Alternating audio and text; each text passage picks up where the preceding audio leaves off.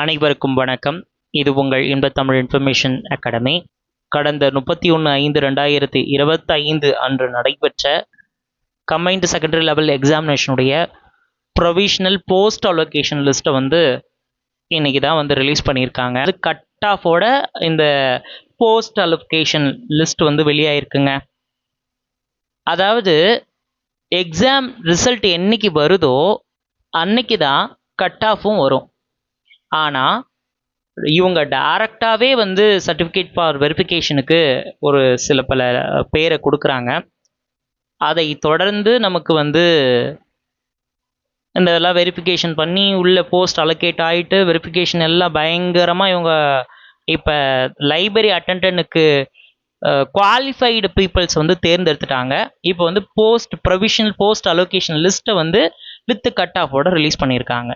இதை நீங்களே பாருங்கள், அந்த லிஸ்ட்டை பார்த்தாலே உங்களுக்கு தெரியும்.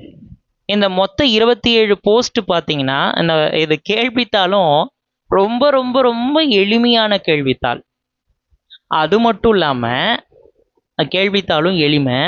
இப்போ எல்டிசிக்கு பாருங்கள். இப்போ எல்டிசிக்கு கேட்ட கொஷினுக்கும் இப்போ 10th கேட்ட கொஷினுக்கும் நிறைய வேறுபாடுகள் இருக்குது. 27 போஸ்ட்டுக்கு எழுதுறாங்க அப்படின்போது ஒரு 20,000 பேர் எழுதுறாங்கன்னும் போது அதுக்கேற்ற மாதிரியான தேர்வு தரத்தில் நம்மளுடைய கேள்வித்தாள் இருக்க வேண்டியது அவசியம். ஆனால் அப்படி இல்லாமல் ஏதோ ஃபர்ஸ்ட் பிரசிடென்ட் ஆஃப் இந்தியா யாருக்குமே தெரியாத கேள்வி, அது ஒரு பொது அறிவு கேள்வி.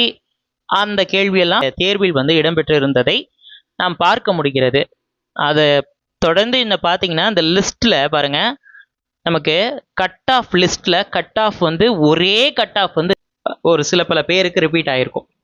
96.75 கட் ஆஃப் பார்த்தீங்கன்னா ஃபஸ்ட்டு 2 பேருக்கு ரிப்பீட் ஆகிருக்கு. அப்புறம் 96, 95, 95, 94, 93 இல்லை கட் ஆஃப் பார்த்தீங்கன்னா இவ்வளோ ஹியூஜ் கட் ஆஃப், இவ்வளோ அதிகமான கட் ஆஃப் வந்திருக்கு.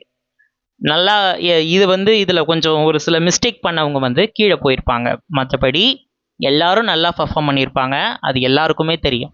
கேள்வித்தாளை கடினமாக்கி இருந்தா இவ்வளோ ஹியூஜ் கட் ஆஃப் வந்திருக்கு. ப்ரொவிஷனல் அலோகேஷன் லிஸ்ட்டை நீங்கள் செலெக்ஷன் லிஸ்ட்டை ப்ரொவிஷனல் செலெக்ஷன் லிஸ்ட்டுன்னு சொல்லிட்டு அதுக்கப்புறம் சர்டிஃபிகேட் ஃபார் வெரிஃபிகேஷன் பண்ணியிருந்தீங்க அப்படின்னா பரவாயில்ல.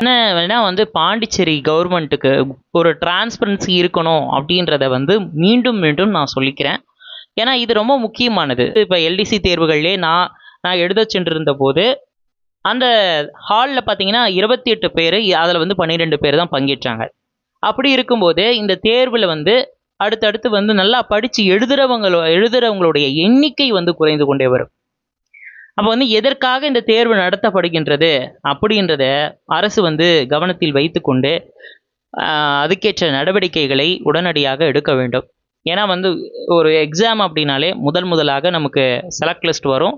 செலக்ட் லிஸ்ட்டுக்கு அப்புறம் சர்டிஃபிகேட் ஃபார் வெரிஃபிகேஷன், இப்படி தான் அந்த நெறிமுறை அப்படியே திரும்பவும் பின்பற்ற வேண்டுமே தவிர முதல்ல சிவி லிஸ்ட்டை விட்டுட்டு அதுக்கப்புறம் போஸ்ட் அலோகேஷன் விடுறதெல்லாம் முறையானது அல்ல அப்படின்னு கூறிக்கொண்டு நான் இந்த வீடியோவை முடித்துக்கொள்கிறேன்.